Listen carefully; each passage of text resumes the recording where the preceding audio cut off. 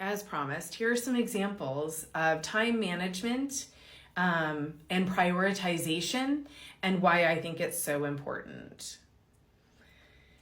It can be a really hard concept when it feels like you should pay your car payment and your rent. You should be able to put a 3-course, healthy, well-rounded meal on the table and make lunches for your kids.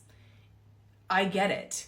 It should feel like you could be able to do all of those things. And living here in the United States, I think we were sold a bill that we should be able to do those things. So I thought I might give you some examples of when I wasn't able to do those things and what I traded. In a lot of cases, I had to trade pride.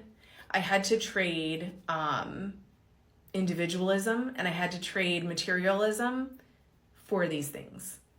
And I own those decisions, and I know that people sat around and judged me, and I don't care. Honestly, I don't flip and care. And the reason I don't care is because I know that I was rocking my priorities.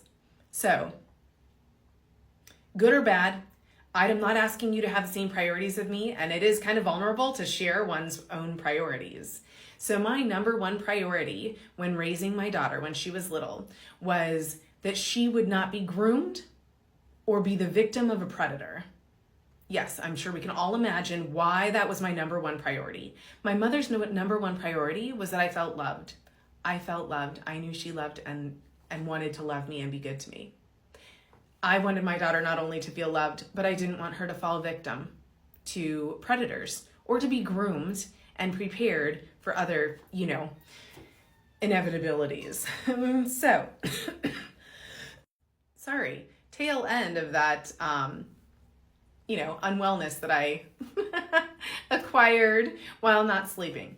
So, I nailed it. In case you wondered, my daughter was never groomed.